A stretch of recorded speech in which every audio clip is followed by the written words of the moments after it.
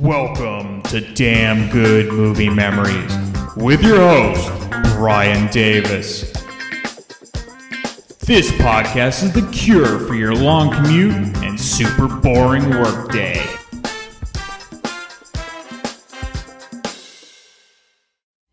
Universal, the studio that brought you such classic motion pictures as All Quiet on the Western Front, E.T. the Extraterrestrial, and Out of Africa, is proud to present Amazon Women on the Moon.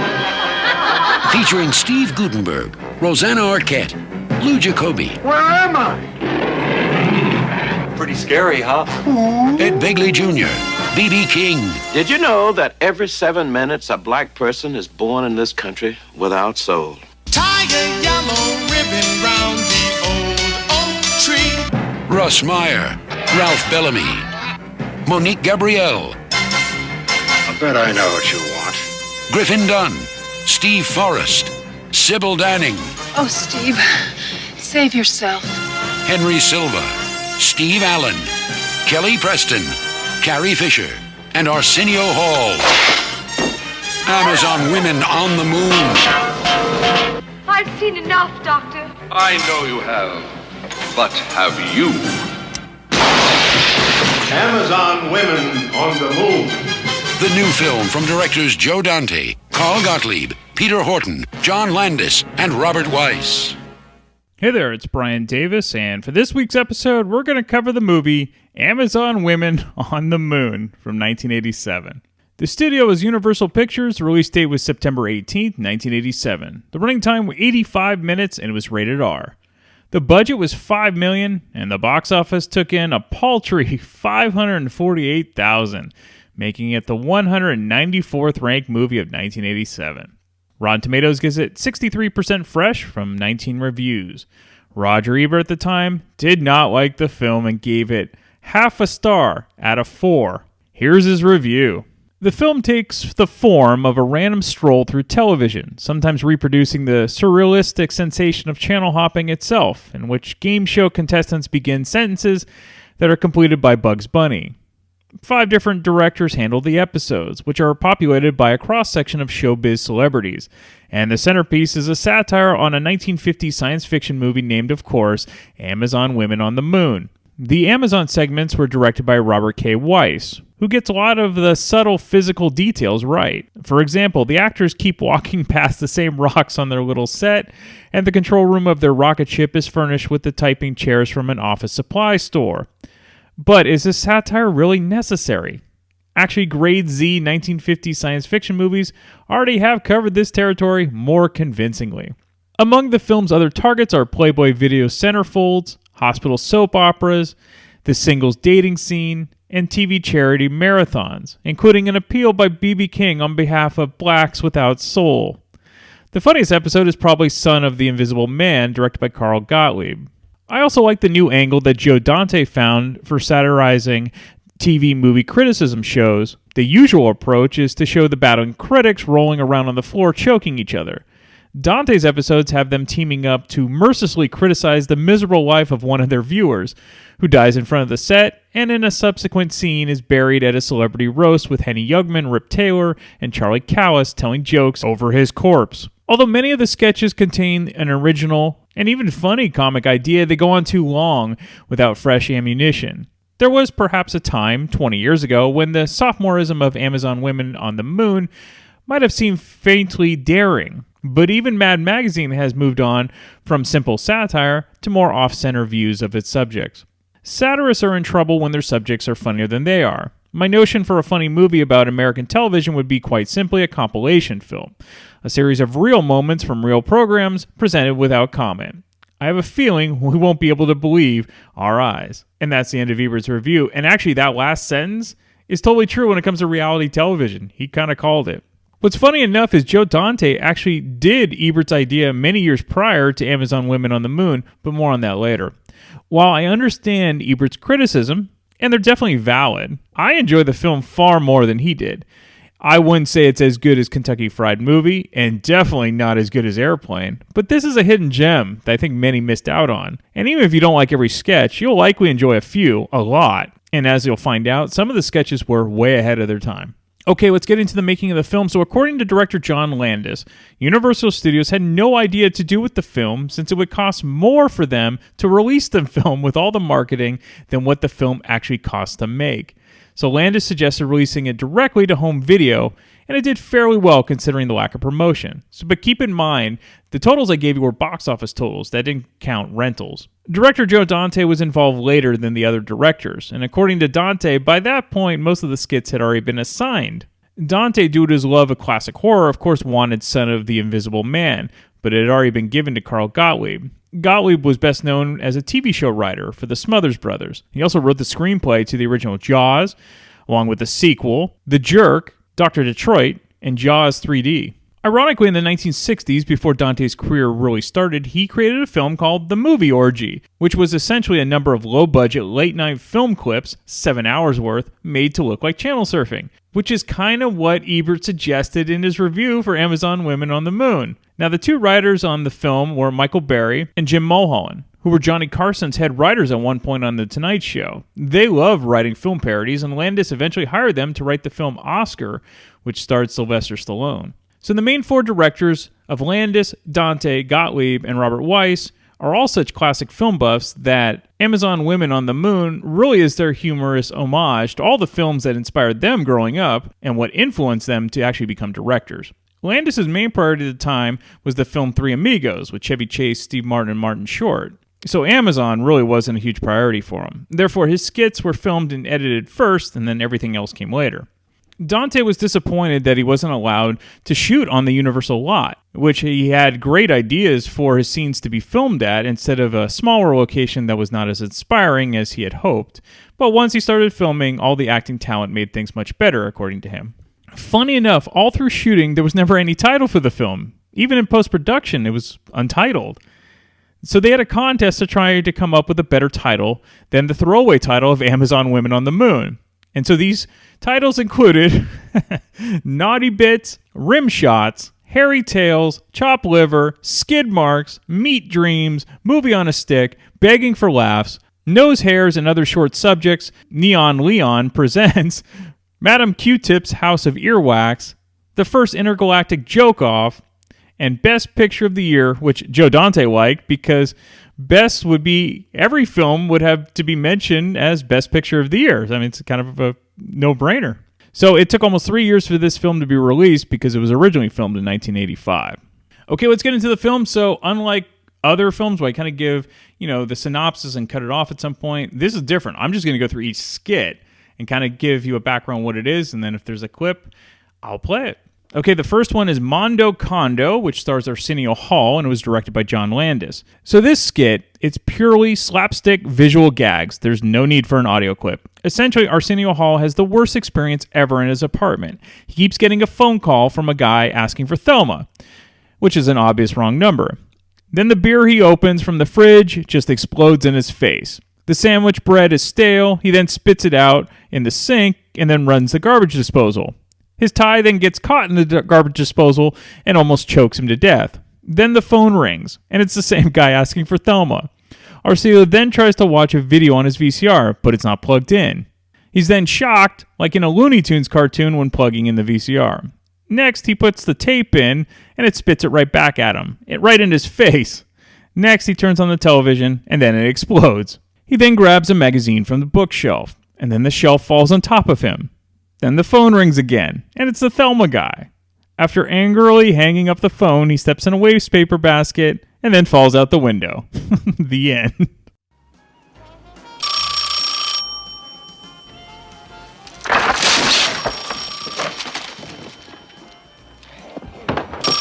What? Ain't no fucking Thelma here, man. Look, the bitch don't live here. Fuck you too. Ah, shit! Fuck! Ah! Ah!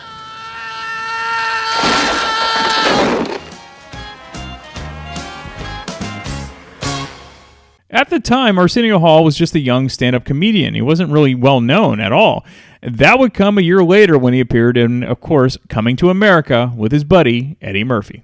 Next is Penthouse Video, starring Monique Gabrielle and directed by Carl Gottlieb. This is 80s movie nudity at its finest. You see, kids, before the internet, something as basic as a gratuitous topless scene in a feature film, well, that was highly sought after. This skit is a penthouse pet walking around town in her daily life, but she's completely nude. The funniest being her sitting at church with nobody batting an eye. The TV version had Monique Gabrielle in lingerie instead of being fully nude. Next is Murray in Videoland, played by Lou Jacoby, Phil Hartman, and it was directed by Robert Weiss. So we cut to an old guy named Murray in his wife-beater tank top and old man boxer shorts, and he's watching on his television the same Penthouse Video which we just saw. Murray is so happy with his reception of his new television. Then his wife comes in the room and complains that Murray hasn't left the house in 2 weeks. All of a sudden, Murray's new remote control jams, and he's transported into the TV set. His wife sort of panics, but then enjoys seeing Murray inside the television while she randomly changes the station, like a live Major League Baseball game, then a Huey Lewis video, and then the original King Kong movie from 1933. But then he ends up in the Penthouse Video, and his wife is less than thrilled. He's then taken to the movie Bambi. Next, he's on Air Force One with President Ronald Reagan and Nancy Reagan. And of course, Murray is then taken into custody by the Secret Service. Next is Hospital, starring Michelle Pfeiffer, Peter Horton, and Griffin Dunne, and was directed by John Landis. So Michelle Pfeiffer and Peter Horton are in the hospital after the birth of their son. However, their doctor, played by Griffin Dunne, well, he's insane. I'm so proud of you, Brenda, getting through the delivery without any anesthetic. Well, I had the best Lamaze coach in the world. But when do we get to see the baby? It's been 8 hours. Well, now, you remember the film they showed us in class. There's all kinds of tests they have to perform on a newborn child. So... Ah, there's my favorite couple. Mr. and Mrs. Flanders. That's Landers. Right. Flanders is uremic poisoning on 39. So, nice stitch work, if I say so myself. Doctor, we'd like to see our son. The nurses keep giving us the runaround. I'd like nothing better than to bring you both your son, but have you looked around this hospital? There are sick people here. I just saw this old guy in the hallway with these gnarly scabs all over his body. Gross me out. Oof. I'm not about to expose your little Jeffrey. Nicholas. To that. I've got a solemn oath to uphold here. Doctor, Brenda and I are both Lamaze graduates, and we've never heard of quarantining a healthy infant before. Ooh, Lamaze. Well, I forgot that you spent 3 whole weekends sitting on a floor learning how to breathe. I had to get by on a degree from Harvard Medical School. Please, Doctor, it's important to us to see our child. You've heard of bonding. Doctor, we'd like to spend a little quality time with our son, please. A little quality time with your son? That'd be beautiful. You people. What's with that guy? He's supposed to be the top man in his field. Well, when he brings in little Jeffrey, we're going... Nicholas! Here we go. Here's the little tyke. Okay, that's enough germs. Back in the... Wait a minute. We haven't even seen him yet. Oh, go ahead. Breathe all over him. I don't care.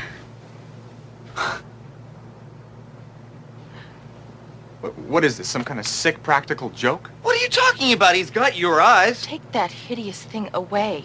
Oh, now, come on. They all look like this at first. You see, when the baby passes through the birth canal, its head gets a little pointy. He should round out in a couple days. Promise. That's not a baby. That's a Mr. Potato Head. Harry, call the hospital administrator. Hey! You're right. This is a Mr. Potato Head. Gosh, they're so lifelike. Yeah, anybody could have made this mistake. I'll be right back with the real Nicholas. Harry, what are they doing to us? No. Calm down, Brenda. Calm down. We don't want you to get postpartum anxiety. Now, as soon as we get our son, I'm going to report this quack. Thank God you took that assertiveness training course. Yeah. Here's the little tyke. Oh, you've been a naughty little baby. Yes, you have, playing peekaboo with Mommy and Daddy. About time. Nick, it's your dad. He's got a strong, determined jaw, just like his old man there. Whoops. Great, now you made him cry. I don't believe this.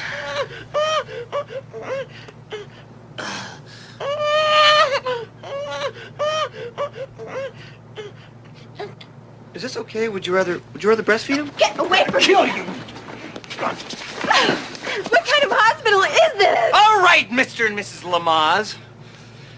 You see, due to a slight clerical error, your son has been temporarily misplaced. You lost our son? Did I say lost? I said misplaced. I'm suing you for malpractice, negligence, you name it. Oh, great. Just jump all over me, why don't you? Just jump all over me. What about the 9 kids I didn't lose this week? My baby! What did they do with my baby? No, it's your fault.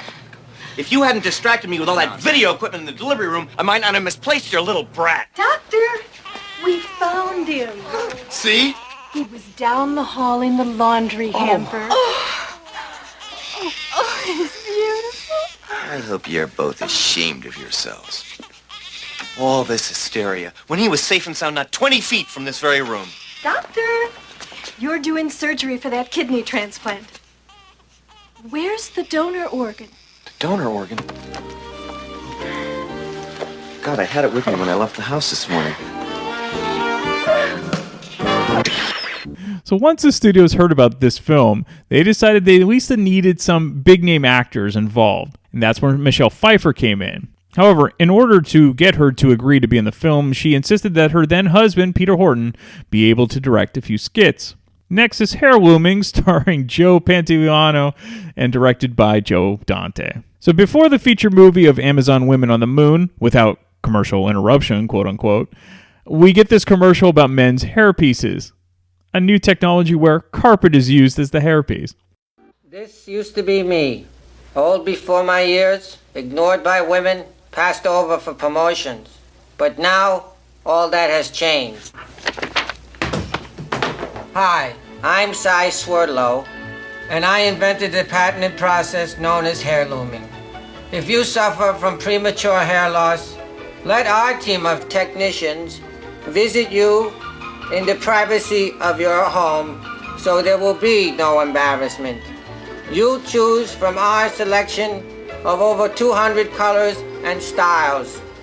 Then your head will be carpeted with 100% pure acrylic fiber, completely natural looking.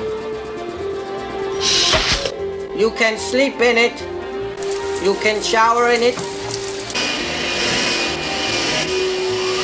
It changed my life, and it'll change yours.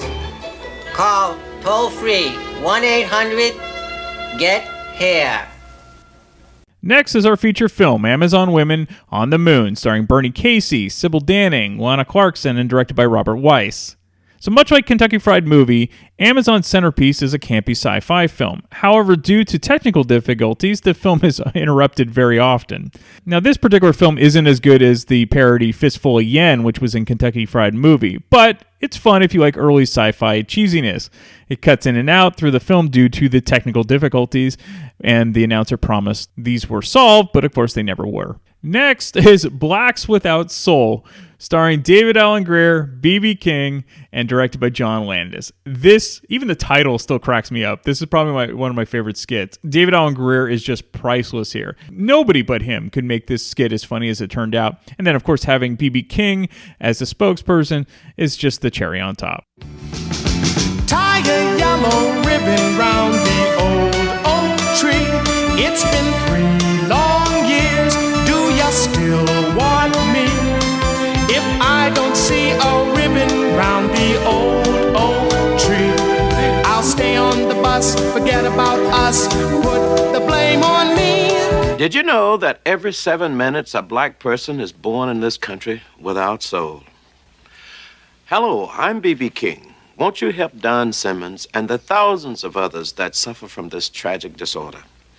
Its cruel symptoms can strike anyone. Let's take a look. I think the Republican Party has done one heck of a job. Don't you, June? I'll say, Ward, we Republicans have turned this country around. Safety and good mileage are the 2 things I looked for in a new car. That's why I bought a Volvo station wagon. Hi, I'm president of the David Hartman fan club here in Glendale. I've even met David Hartman once. What a neat guy. Chim chimney, chim chimney, chim chim cherry. A sweep is as lucky can be. Chim chimney, chim chimney, chim chim cheroo. Good luck will rub off when I shake hands with you.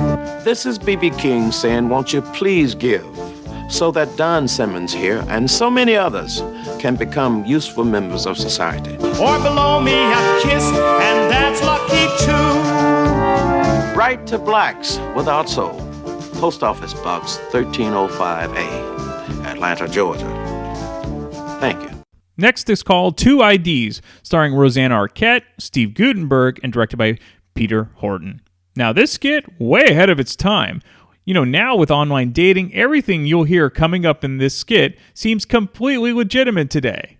And you gotta love the dot matrix paper circa 1987. I'll be right there.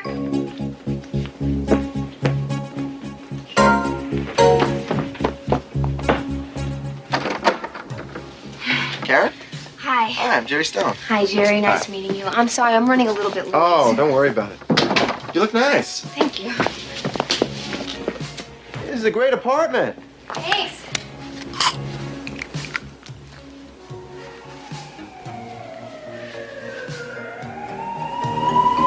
I hope you like sushi. I made reservations at Tokyo Rose on Columbus. Great. I hear it's terrific. Normally there's a waiting list, but I know the maitre d'. You know, I gotta tell you, I never go on blind dates. But I just have a feeling that this might be special. Jerry, before we leave, do me one small favor, will you? Sure, what? Would you mind showing me a credit card and a valid driver's license? You're kidding, why? Well, I'd like to run a couple compatibility check. What the heck is that? You know, Jerry, it's tough being a single girl in the big city. You meet all kinds of phonies and creeps. That's where this machine comes in handy. I just enter your ID and the central computer will tell me about your background. I don't want a bank loan. I just want to take you out. I know, but I'd feel better running a check. 2 IDs, please. You're serious? It'll just take a minute. This is ridiculous. But, here's a 316? It's a cute picture. MasterCard.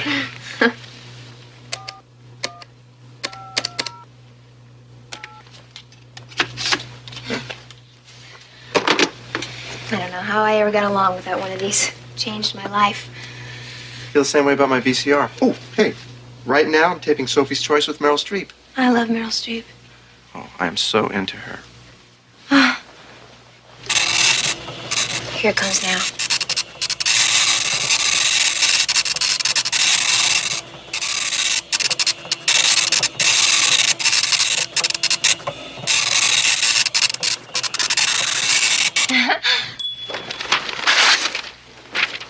All that about me? Jeez. You're very thorough. Yeah. Great. What? What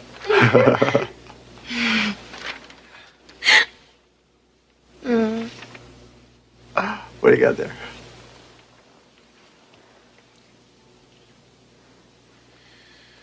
Uh-oh. Uh-oh, what's uh-oh? Jerry.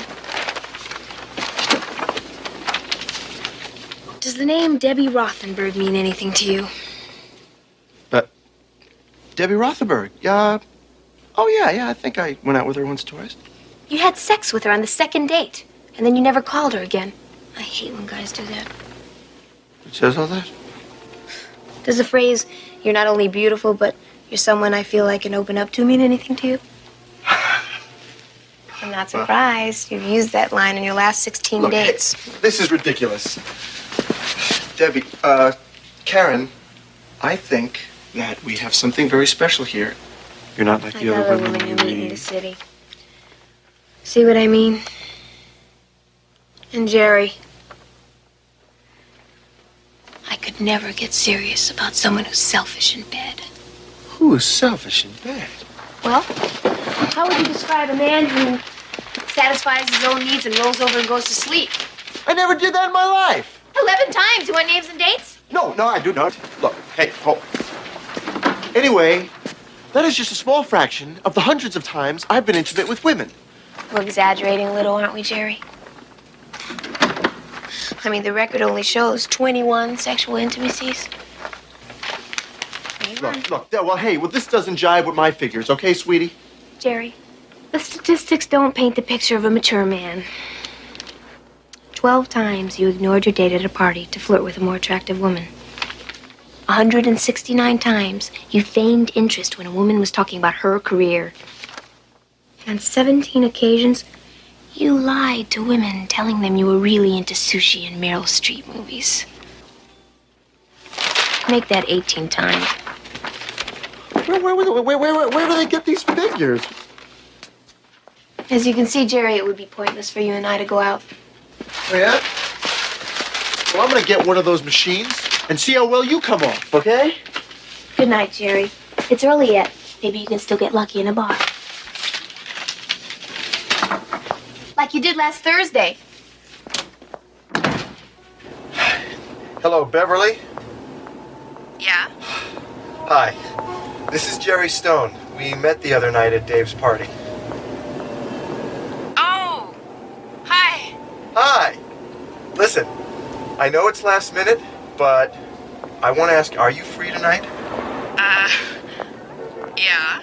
You are? Oh, great. Listen, I can pick you up in 10 minutes. Sure, okay. Oh, Jerry, Yeah? could you bring a major credit card and a valid driver's license? Jerry? Next is Bullshit or Not, starring Henry Silva and directed by Joe Dante. Now, this skit sounds exactly like something you would hear on YouTube or Netflix today, like Unsolved Mysteries or Ancient Aliens. But again, I think this movie was way ahead of its time. Extraterrestrials, strange phenomena, missing persons, lost continents, myths, and monsters. We examine these mysteries to determine, are they bullshit or not?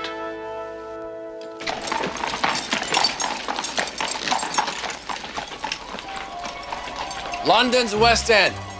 Here, in the winter of 1888, a series of bizarre and violent murders occurred, which remain unsolved to this very day.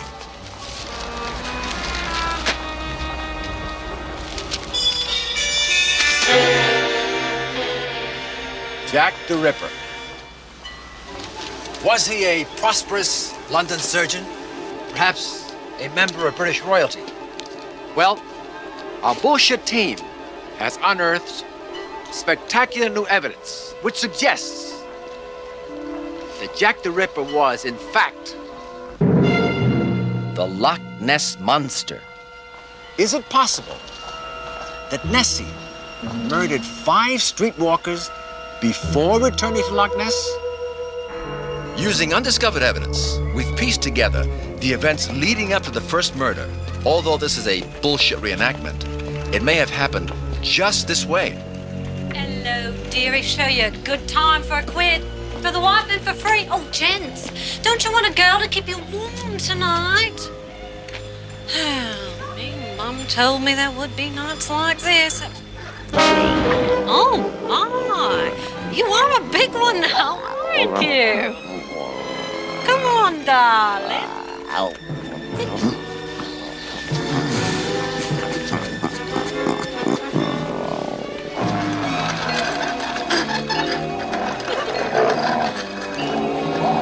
Mind you, don't you be stepping on my feet now.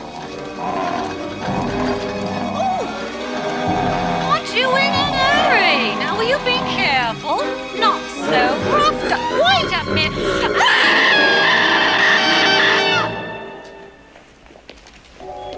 Is this the way it happened? Was Jack the Ripper, in fact, a 60-foot sea serpent from Scotland? Did I take this job for a quick buck? We may never know the answer to these questions. Next week. Hello, I'm Henry Silva. Ever since the ocean liner Titanic sunk on her maiden voyage in 1912, people have asked, how did it happen? Join me as we dramatically recreate the sinking of the great ocean liner, Titanic. Bullshit or not? You be the judge, here on this station. So that Loch Ness Monster prop was actually built from another film, so it was hilariously reused.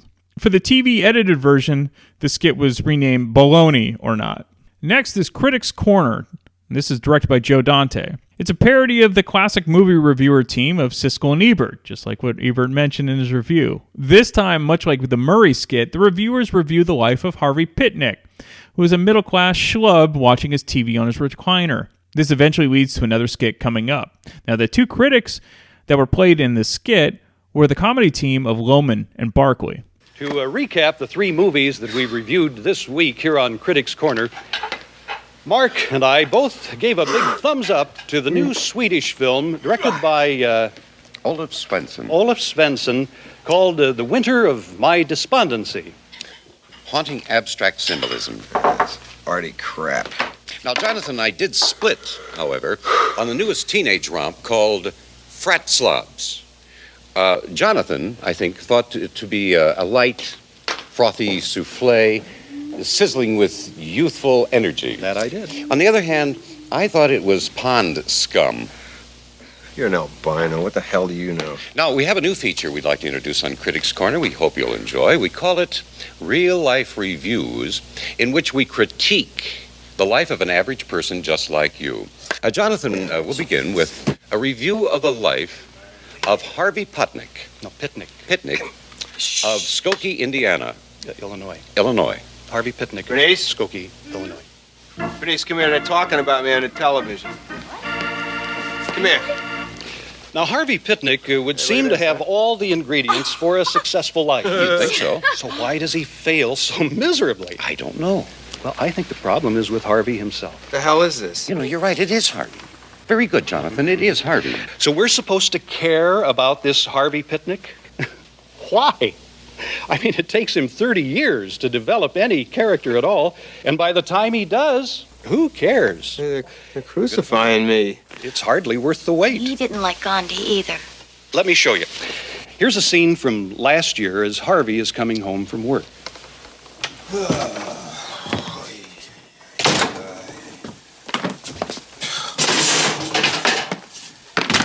Hi, Scraps. Hi, Dad. Hi, kids. How did they do this? Hi, honey. Hi, dear. Ooh, potatoes. I didn't consent for this to be on TV fine. How here. was yours? Dinner will be ready in 5 minutes. Okay.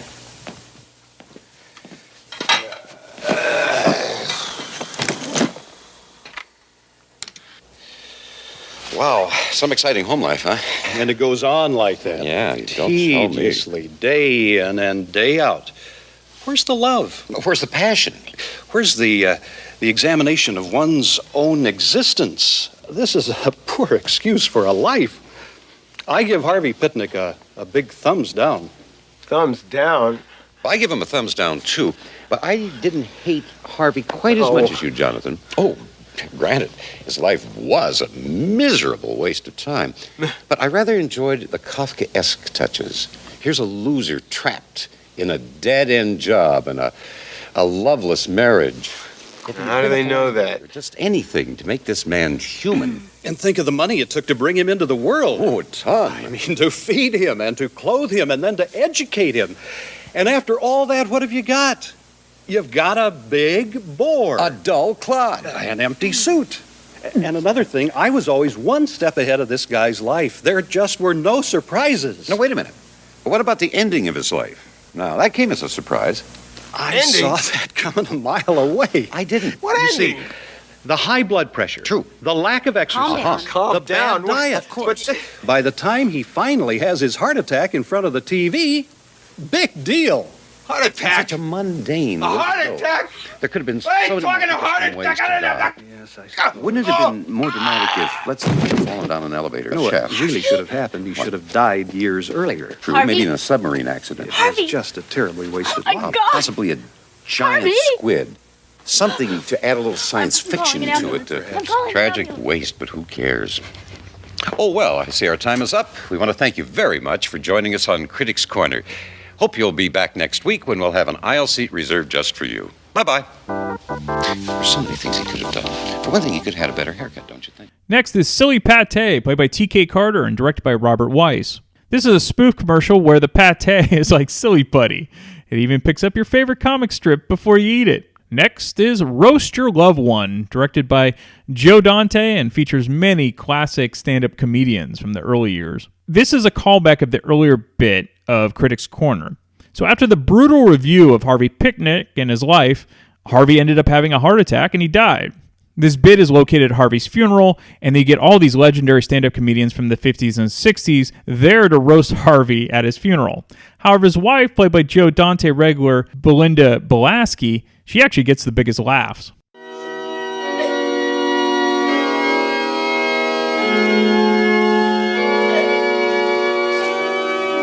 It's time, Mrs. Picnic.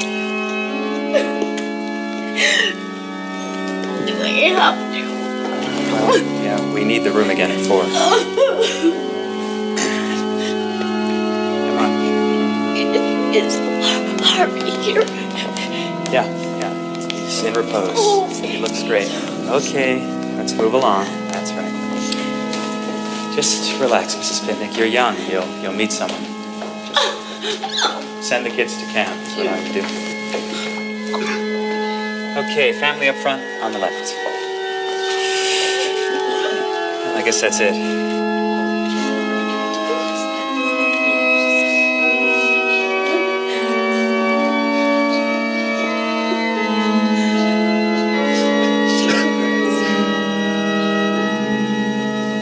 Everything's taken care of. Everything. And the buffet to die. Hey, Scooter. Cute stuff. Ladies and gentlemen, this is a wake.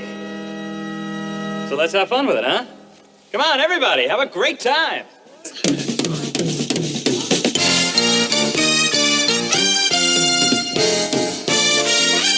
Welcome to the O'Leary Funeral Home, where many of the nation's top comedians have gathered to roast our guest of honor, the late Harvey Picnic. Please welcome Rip Taylor.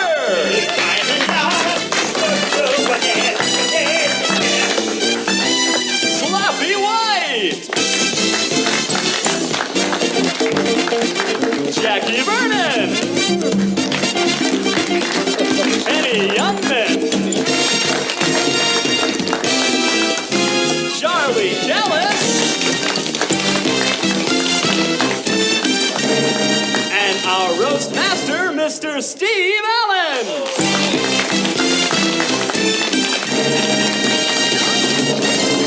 And here he is, our man of the hour, Mr. Harvey Picnic.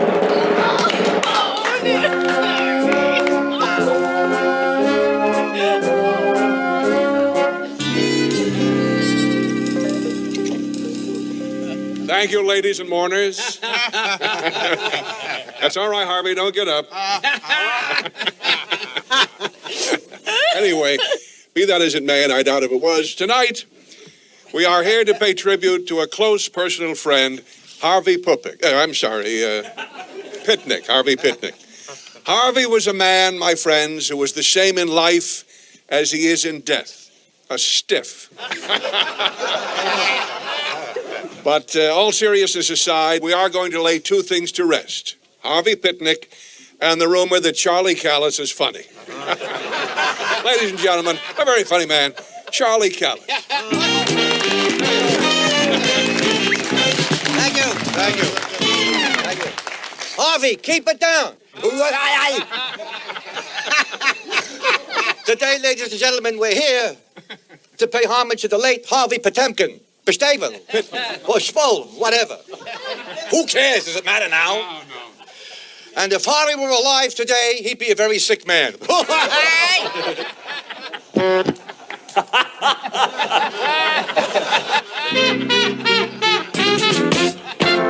I'm sorry to make this announcement, we had two disappointments tonight. Milton Berle could not make it, and Rip Taylor could. Ladies and gentlemen, Rip Taylor. All right.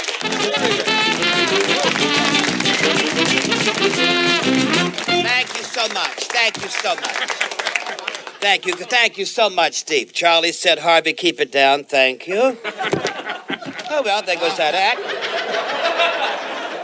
The president couldn't be here, Harvey, so he sent a wire. Tell him it's never mind. Was this an audience or a funeral? Now, pay attention, please. But I'm a little nervous because Harvey was a personal friend of mine, and there's not a person in this room that Harvey Pitnick did not touch. I must say, he touched me for $40 and Steve for $20. Folks, I don't dance. This is it, you see. But I do feel for his widow, Bernice. That was a romantic marriage. She learned everything about sex from Emmanuel. Emmanuel was their gardener. I'm sorry. I'm going to wrap it up now, folks, because you know the old axiom in show business. Get off quick. Like Harvey on his wedding night. Could you die? I got to go. Goodbye. Thank you, Henny Youngwood, for that trip down memory lane. And now... But seriously, Henny, you were never funnier. And it's a shame. But I was asked to say a couple of words about Harvey. How about ugly and cheap? Harvey wrote his will on his cock, and his lawyer said it will not stand up in court.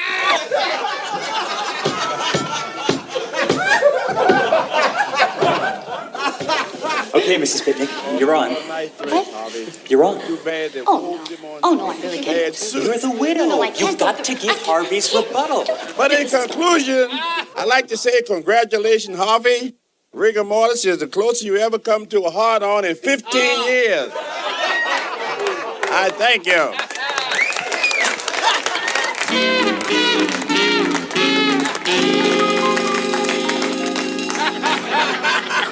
Harvey himself is going to throw in his 2 cents as soon as we take him off his eyelids. I don't get it. And now for the rebuttal on behalf of our guest of honor, his lovely widow, Bernice. And nothing's changed, Harvey. She's still going to be doing all the talking. Bernice Pitnick.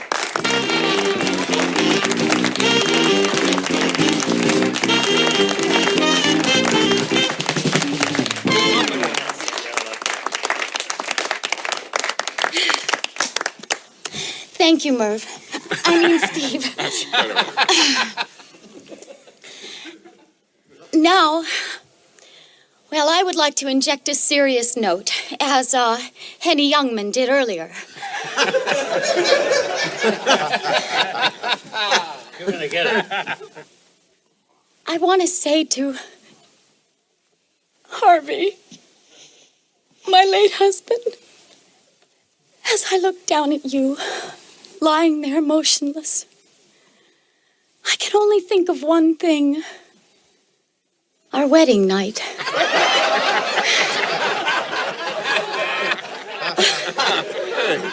I'll never forget my last moments with Harvey. As I took him into my arms and I whispered those 3 little words. Sign the will. But seriously, I'm glad to see Slappy White here today. Now at least I know my hubcaps are safe. And Rip Taylor, is that a toupee or did a beaver curl up and die on your head? As I look at Henny Youngman today, I'm not so sure we're burying the right guy.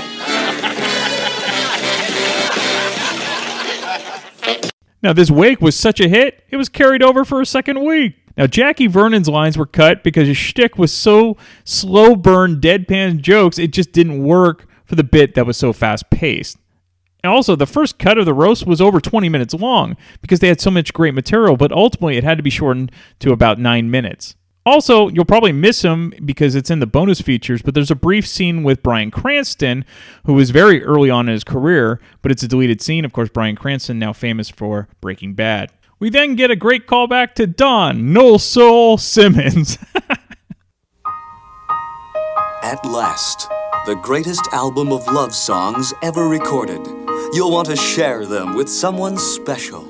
Why do birds suddenly appear? Sung by the man who turned a personal affliction into a recording career. Dunne, No Soul Simmons. Just like me, they long to be close to you.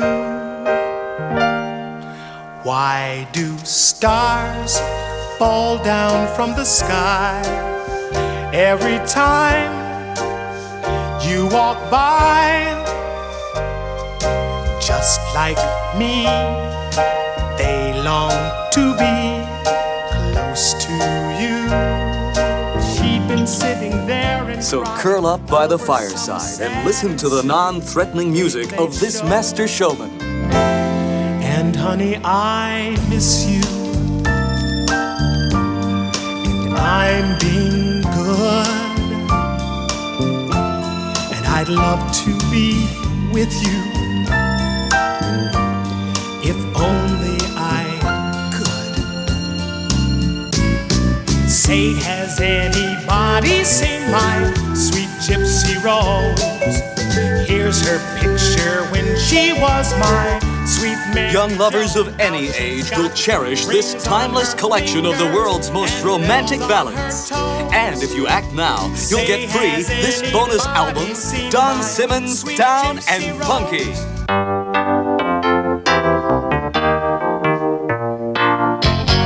Jeremiah was a bullfrog, was a good friend of mine. Never understood a single word he said. This 2-record collection is not available in any stores, so order now. Yes, he always had some mighty fine wine. Next is Video Pirates, featuring William Marshall, of course, of Blackula fame, and was directed by Robert Weiss. This is a skit where we think we're watching an old swashbuckler film like Errol Flynn used to star in. Now, these pirates are stealing bootleg videotapes for quite a profit. So those that used to laugh at that FBI warning that appeared on all videotapes and eventually DVDs before the film started will get a kick out of the "I'm so scared" line. Ironically, streaming today has basically killed movie theaters and many other things. Ah, by gum, Captain. All the latest home videos in beta and VHS. Aye, some so current, they're still in theatrical release. Help yourself, mates. A chest full of video discs. No! Oh, what good are they? Can't record on them. They're not compatible with my system. Captain! This was locked. Stand back.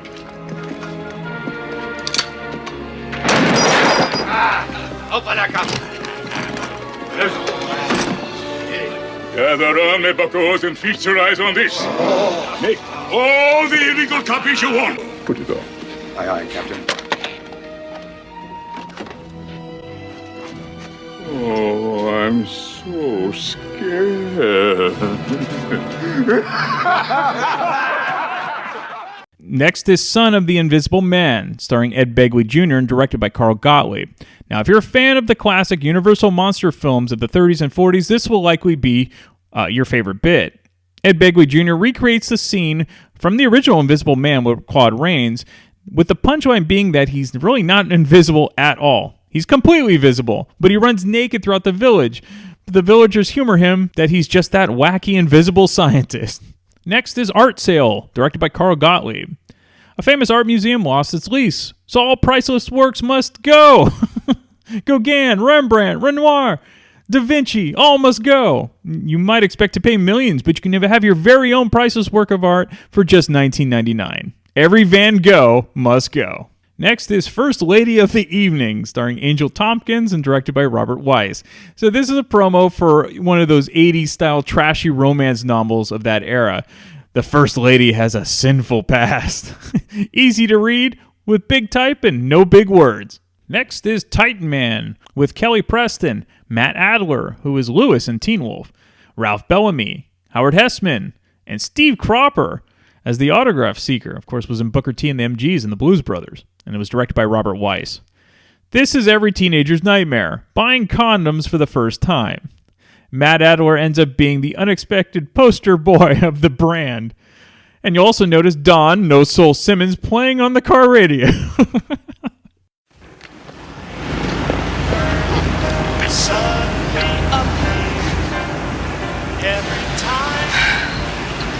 Look, Violet, why do you say we go park out by the lake? My glands are out of control. Well, okay, Georgie. But are you prepared? I've been preparing myself for 17 years. That's not what I meant. Pull over to that drugstore.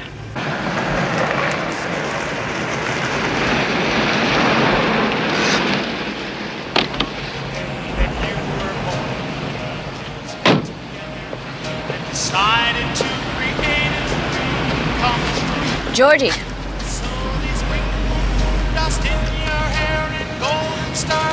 Make sure you ask for Titans. Those are the best.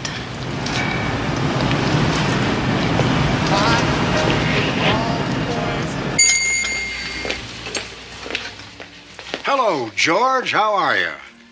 Oh, hi, Mr. Gower. I didn't think you worked nights. My night man took sick. What can I do for you?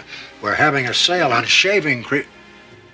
What am I saying? You're not old enough to shave yet. I haven't shaved since March. See? Hey, I better call your mom right now and thank her for the preserves she brought over to our Not now. I mean, don't bother. I'll give her the message for you. I bet I know what you want.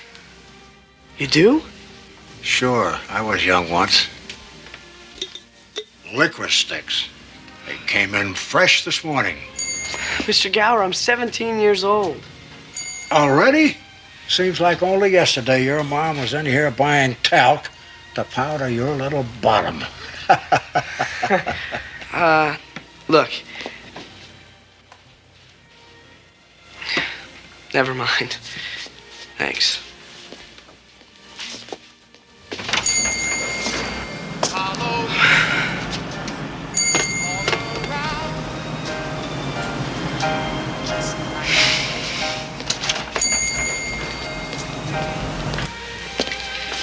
Almost forgot what I came in for. Tube of toothpaste and a box of Titans. Toothpaste and what? Box of Titans. You have to speak up, George. Titans. I want a box of Titan condoms. George! And to think you were an altar boy.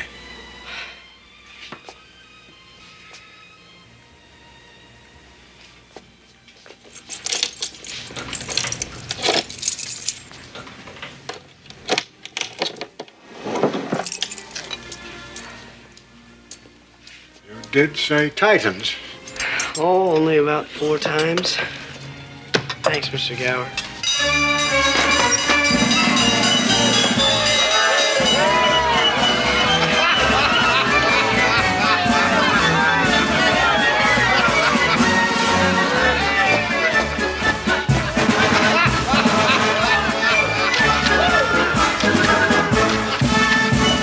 What's going on? George, Rupert King, president of Titan Condoms. Congratulations, young man. You are our 1 billionth customer. Pictures. Look, thanks, but I really gotta go. That's a fast kid. We've been planning this for months. It's really not necessary. Tell me, George, how long have you been using our fine Titan products? You could say I never use anything else. Great quote. Are you getting all of this? Hey, you're not gonna use my name, are you? Modesty, I like it. You could give Titans that wholesome image we're looking for. Do you know what you're doing to me? The entire town's gonna know about this. You'll be a household name, George. Just like Bip, our Titan mascot. Pictures, pictures. Hi, George. Hi, everybody. Hey, George, will you autograph a box for me? Get used to that, George. More good news, George. Even as we speak, your parents are racing here to join you in your moment of Titan triumph. My parents? Are you nuts? I'm not even supposed to have the car. Make sure you airbrush out the kid's acne, okay? Okay, George, as a token of our thanks, we'd like you to have this lifetime supply of Titans. Thank you, Connie. All I wanted was one. Violet! George, I can tell you're as excited as we are as you begin this, your year-long reign as our Titan King.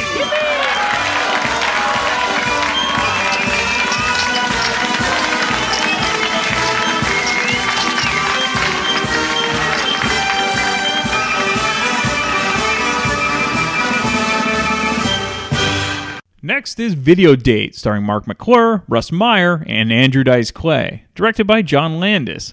So we're taking to Tower Video, just like Tower Records back in the day, where Mark McClure, who you might remember as Jimmy Olsen in the Superman movies with Christopher Reeve, he ends up on a nightmare date, which was supposed to just be virtual.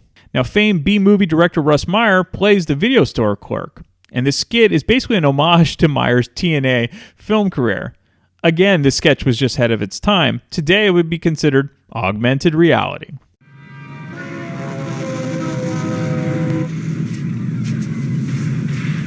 Psst. Psst.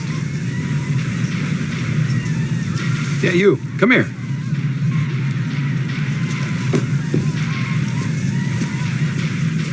Yeah?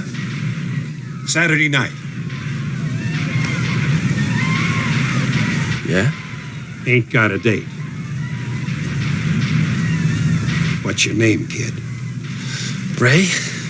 Ray?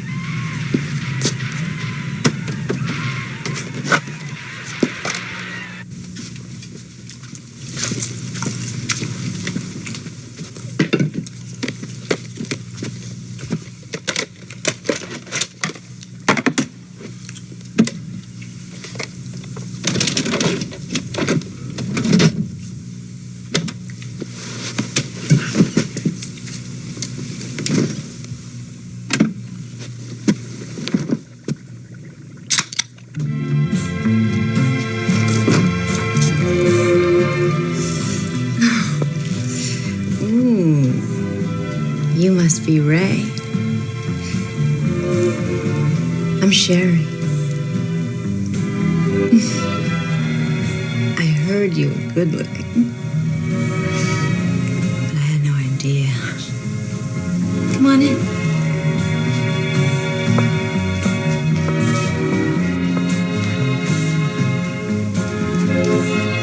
As you can see, I made dinner. But I'm not hungry just yet. The food. Do you know what I mean?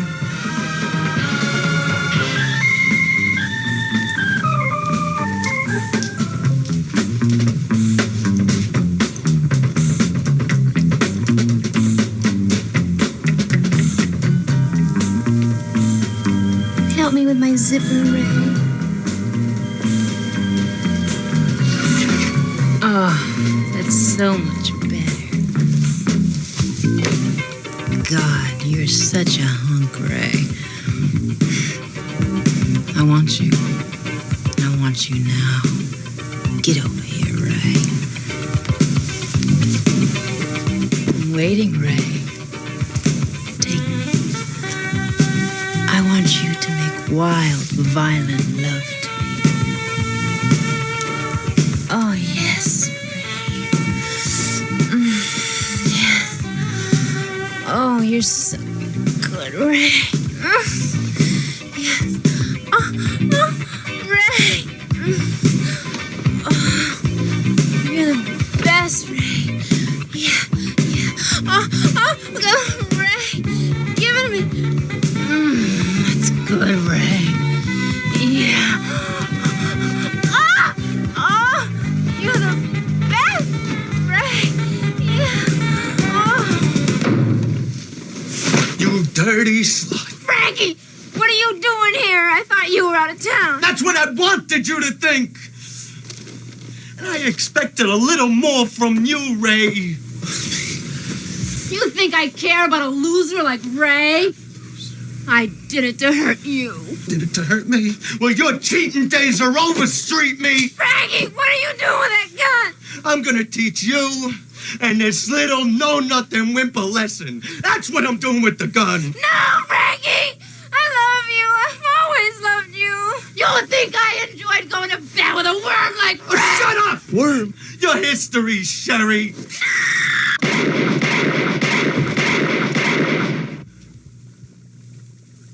Satisfied, Ray? Happy now, buddy?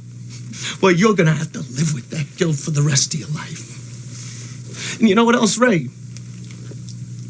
You're gonna have to live with this, too. Freeze! You have the right to remain silent. If you give up the right to remain silent, anything you say can and will be used against you in a court of law. You have the right to speak with an attorney and have an attorney present at the time of question. Oh, poor Ray, taken away in handcuffs, but at least we can lighten the mood with some more Don No Soul Simmons for the closing credits, and then we see Murray for the last time. I was at a dance when she caught my eye, standing all alone, looking sad and shy. We began to dance, swaying to and fro, whoa, whoa. And soon I knew I'd never let her go. Blame it on the bossa nova with its magic spell. Blame it on the bossa nova that she did so well. Oh, it all began with just one little dance, but soon it ended up a big romance. Blame it on the bossa nova, the dance of love. Blame it on the bossa nova with its magic spell. Blame it on the bossa nova that she did so well. Oh, it all began with just one little dance, but soon it ended up a big romance. Blame it on the bossa nova, the dance of love. However, we're not done yet. We get a hilarious parody of those social disease films shown in health class way back when. So this skit is called Reckless Youth with Carrie Fisher, who is just excellent, and directed by Joe Dante.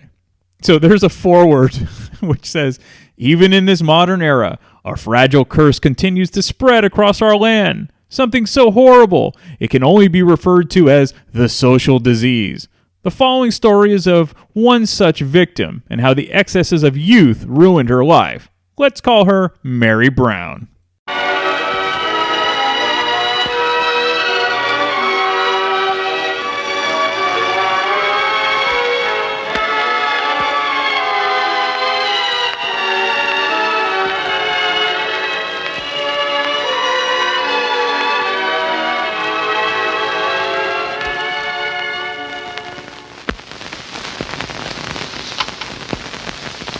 Mary Brown? Yes? Sit down, Mary Brown.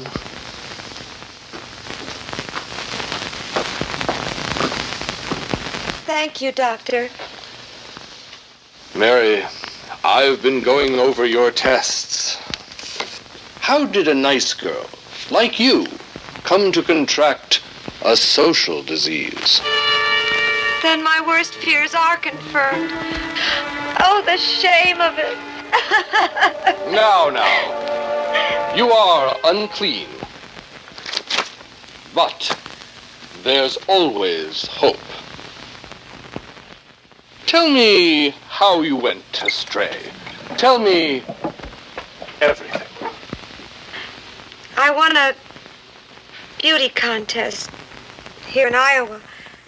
I thought I'd try my luck in New York. It wasn't like Iowa at all. And then I met a theatrical agent. Gosh, that sure is different than the sarsaparilla we have back home. Well, we like a little more sass in our parilla. Now, Mary, I didn't get you up here to dish out a lot of hooey. Oh, that's all right. I already had lunch. You see, there's a social side to this business we call show. Now, let me see your gams. What? I was humiliated, though oddly excited. He told me he could spot fresh talent and sent me to see a colleague of his named Dutch Monahan. It turned out to be a wild party. Here, dunk your whiskers in this, sister. You guys sure like your sarsaparilla in this town. Get her. Shut your trapper, I'll bite your ears off. Keep your hands off me, you big palooka. That was my first exposure to New York intellectuals. Gee whiz, my first sophisticated New York party. Which one is Cole Porter? When you realized that your body had been rendered impure, what did you do? I made another foolish blunder. I married my high school sweetheart, Ken. My shameful affliction was exposed at last when Ken began showing symptoms of the disease. Goodbye, honey. I'm going to work. Goodbye. Ken, what's wrong?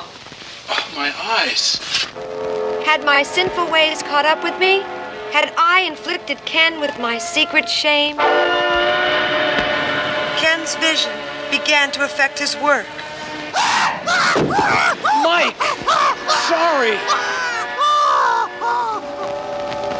Ah, today's reckless youth, with your fast roadsters and your rumble seats. I want to show you something, Mary Brown, for your own good. Take a look at the germs that have ravaged your system.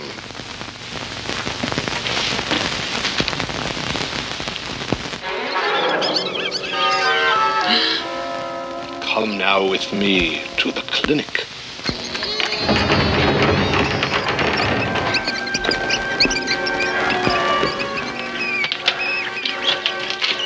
What you are going to see here is not pleasant. I didn't realize we had such specialized clinics here in Iowa. When science is on the march, nothing can stand in its way.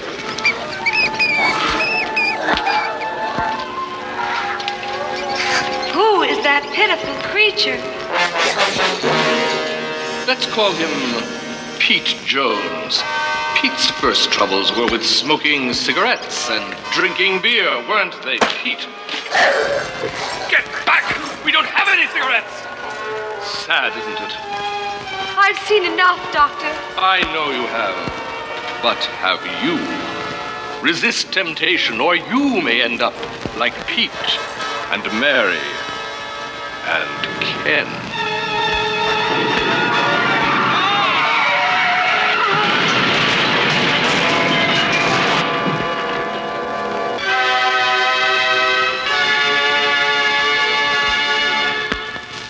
So Reckless Youth was almost cut out, but Joe Dante pleaded that would be a good end credits type of thing. And actually, it's one of the more memorable skits in the film. According to John Landis, the reason it's at the end is because it's the funniest skit. And every place they put it in the film, the following skits then fell flat. Now, Dante hadn't worked with Carrie Fisher yet at this point, but Landis had a working relationship with her back to the Blues Brothers. And Dante really enjoyed working with her, and then she was later cast in the movie The Burbs with Tom Hanks, which we covered on this podcast.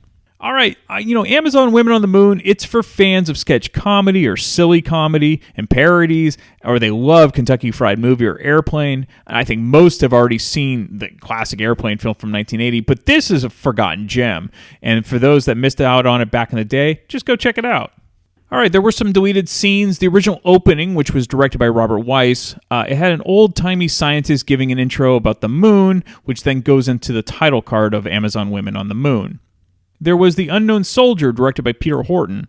And actually, it makes sense why it was cut out. It just wouldn't fit in the final film.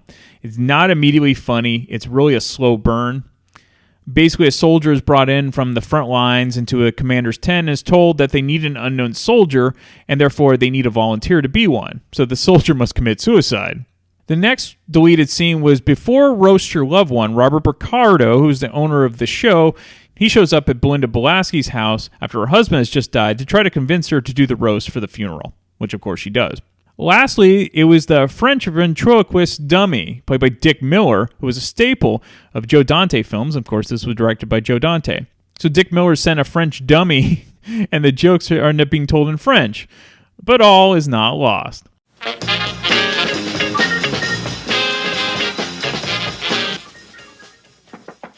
Hey ho! 1 minute to magic time, Danny boy. There's a great crowd out there. You're gonna kill them. Yeah, Murray. We're gonna kill them. Hello, sweetheart. Oh, telegram. Okay, Dave, wake up. Time to go to work. Oh, that broad again. That's the one that gave us the rash. Hey, wait a minute. This isn't Dave. Wait, what do you mean it ain't Dave? Look!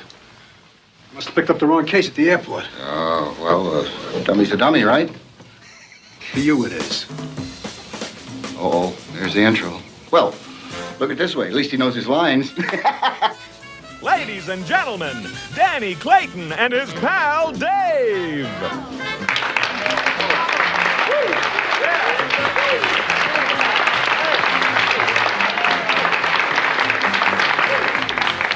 Thank you. Thank you. Thank you. You're a great audience. Aren't they, Dave? I said, is this a good audience?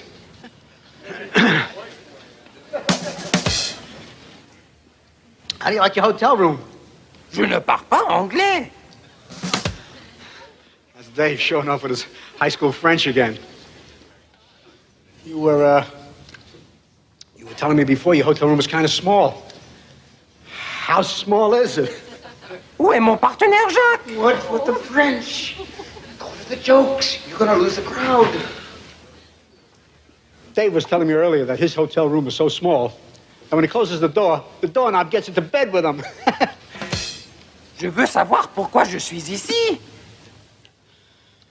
I apologize, ladies and gentlemen. We just came back from the ventriloquist convention in Paris. There was a mix-up in the luggage, and I wound up with a French partner. I'm afraid I can't go on with the act. Excuse me. I believe I can help. I happen to have an interpreter dummy with me. What a break. Would you come up here, please? Let's give her a hand, ladies and gentlemen.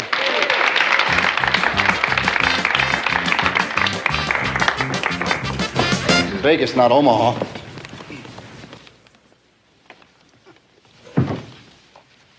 Okay, so tell me, Dave.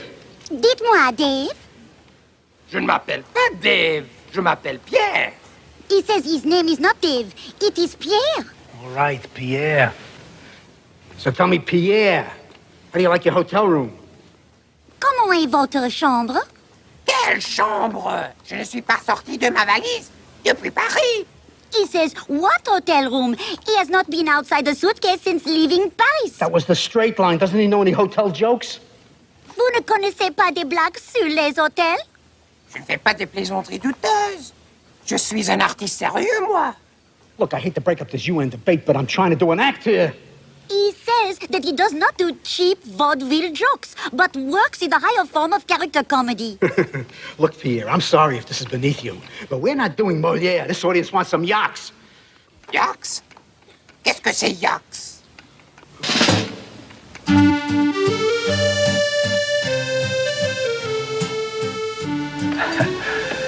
Pierre, comment ça se fait que tu oses réagir après des filles et pas moi?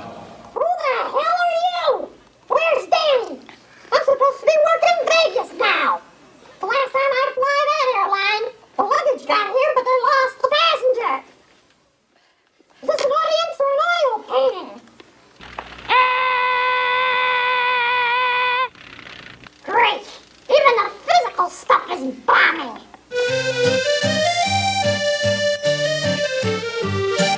You know, the famous current ventriloquist is Jeff Dunham. He could definitely use this sketch. All right, we have a special guest. It is the great Ian Wadley from the Rock and Metal Comeback podcast. He's always hilarious, and of course, he would love a cult classic like Amazon Women on the Moon. So that's what we talk about, and I'll be back next week to talk about yet another random movie from my DVD collection.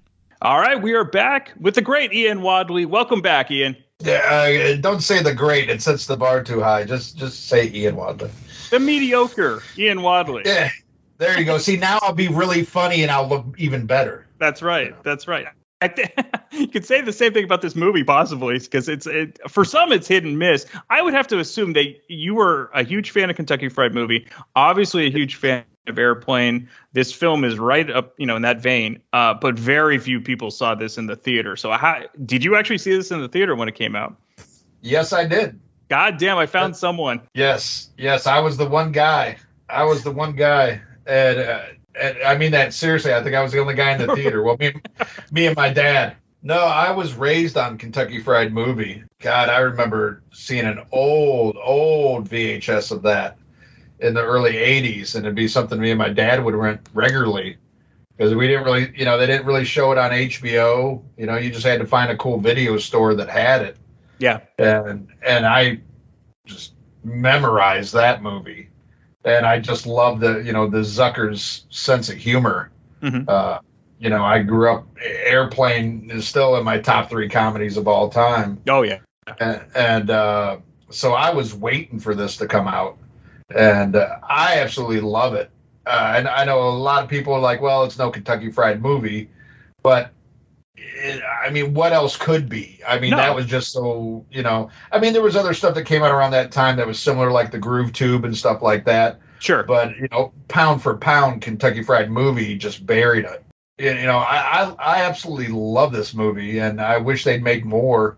I even like, a movie notoriously hated, Movie 43. Mm-hmm. Yeah. Which was the Farley brothers trying to do their version of it. And, That's right. And again, is that as good as Kentucky Fried Movie or even Amazon Women on the Moon? No. But there's still plenty of shit I laughed at in it, and I don't think it deserves near the hate that it gets. Mm-hmm. But I just love this type of movie. I love this type of humor. I love lowbrow. Sure. And I love politically incorrect, and it doesn't get much more lowbrow and politically correct than those 3 movies. That's right. But this one I thought it was great. It was, I couldn't ask for much more. But again, this was one where a lot of people didn't know this. Well, a lot of people didn't see it at the theaters. No. Some people discovered it on HBO. Mm-hmm. But this took a long time. I think it's finally out on Blu-ray now. I think Kino Lorber put it out. They did. I got it. Yep. Yeah. I still have. I have the what is it? Universal. Yes. DVD, I think. Yeah, I have the DVD, but no, I need to pick this one up. But in fact, on the next Kino Lorber sale, I will definitely pick this up. It's definitely worth it. The bonus stuff is great. You're gonna love it. How's the transfer? Is it a good transfer? Oh, I think it was terrific. It can't be any worse. Yeah. So usually, especially now, I think with these studios, they really do a good transfer. The initial transfers when the Blu-ray first came out, it was sometimes spotty. Yeah, well, yeah, a lot of those, there's some Blu-rays that the DVDs look better. Yeah, exactly. But those are mostly the ones from the big studios. Because it was just like a cookie cutter press. They didn't care. They were just putting out product. And a lot of times the source they would use is the DVD, where now, especially with these boutique labels, they're going back, and they're getting the best interpositive they can get, the best prints.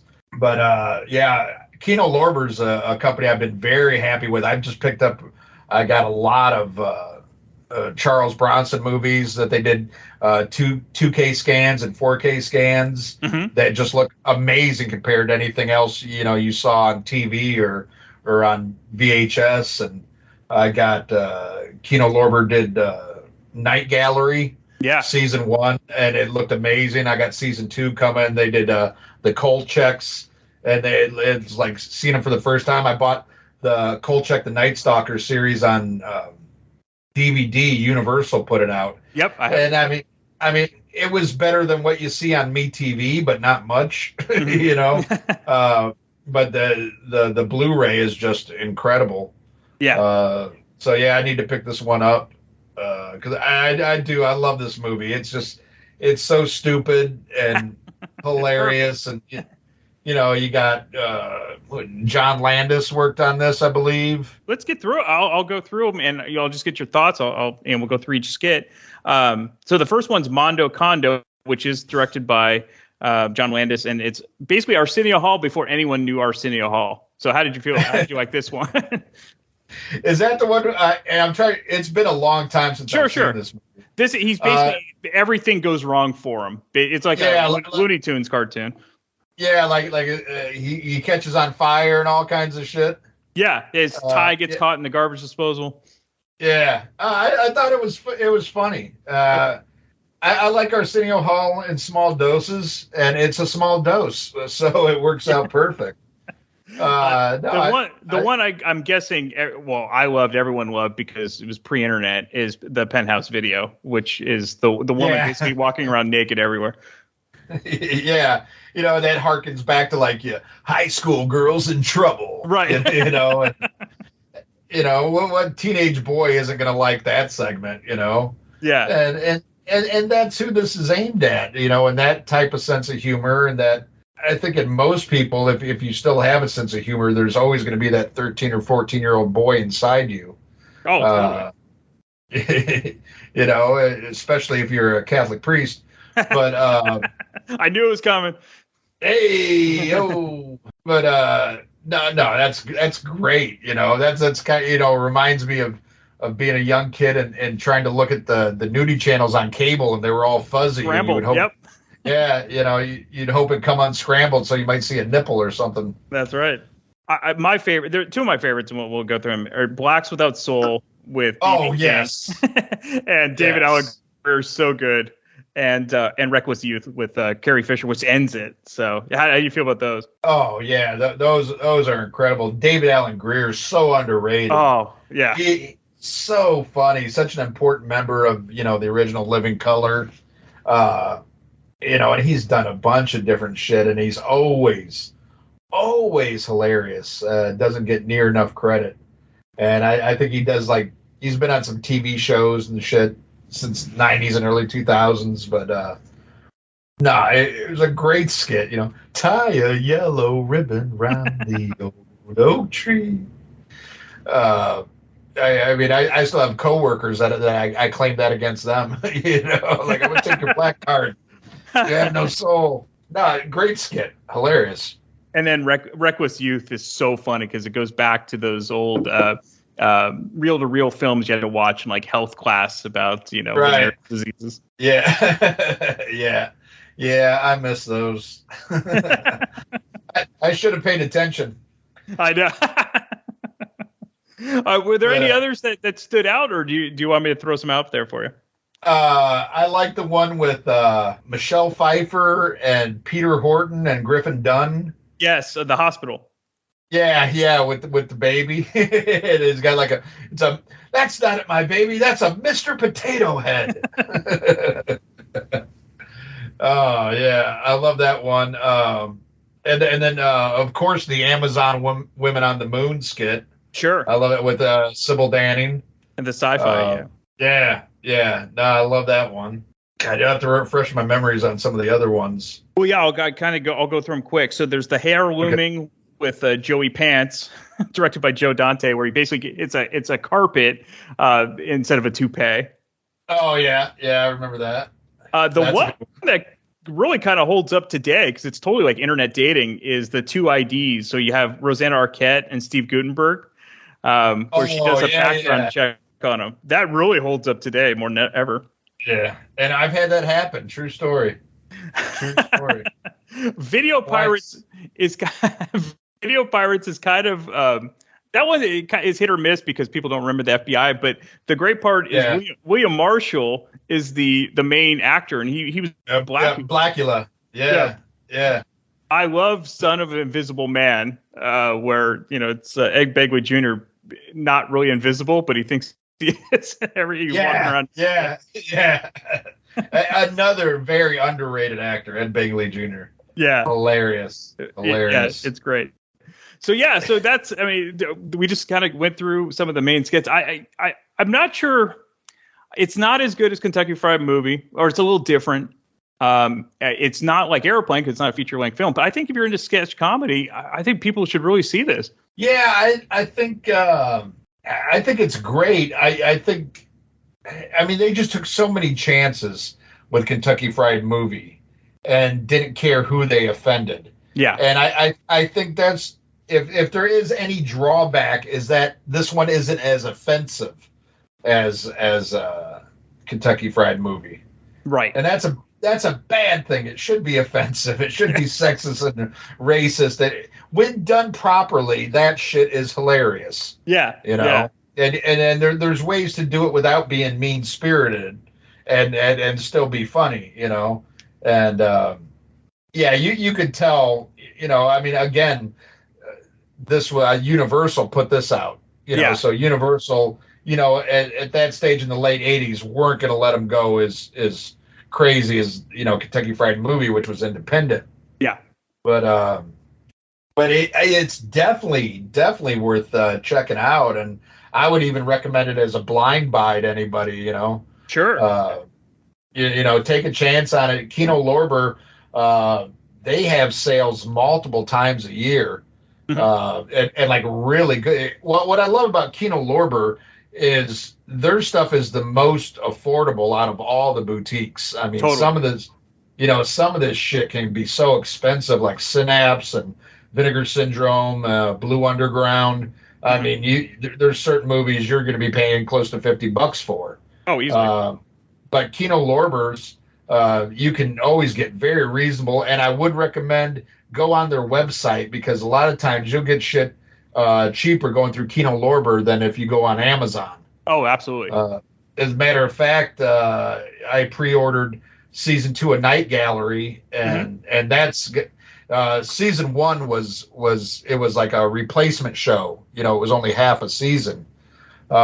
So season 2 is a lot more episodes, a lot more discs, and it was going for $100 on Amazon for a pre-order, and you could get it on Kino for like $55. Wow. So yeah, it's a hell of a difference. Yeah. These Charles Bronson ones I just got. You go on Amazon, they were going for $25, $27. I got them for $17 through Kino Lorber, and Amazon Women in the Moon's been out for a while, so I bet you like the next sale you could probably get it for between $10 to $17, and it's definitely worth a blind buy, even if there's no special features, just to have the movie. Hell yeah, yeah. You know, it's great. Highly recommended. Yeah. Highly recommended. And if you haven't seen, you know, Kentucky Fried Movie, you know why? Definitely go get that one. And I would even go, if you can get it cheap, movie 43. There you go. I laughed at it. No, I did too. So again, thank you for doing this, Ian. We're introducing people to movies they may have, you know, not seen, and I think that's important. Awesome. Glad to be here. Thanks, man. If you are ever in the San Francisco Bay Area and still love collecting or renting DVDs or VHS tapes, come check out Captain Video in San Mateo at 2837 South El Camino Real. Captain Video is open 6 days a week and closed on Wednesday, and one of the last traditional video stores still running in the United States. New movies you can rent for $2.99 a day. Old movies you can rent for $2.99 for 5 days. And if renting isn't your thing, you can also purchase anything you find in the store. Be sure to tell Ira that you heard about Captain Video from the Damn Good Movie Memories podcast. Happy renting and happy collecting at Captain Video. Come hang out and chill with Brian A. Davis and the Bad Beat. Wednesdays, 11 p.m. Eastern, right here on thatmetalstation.com.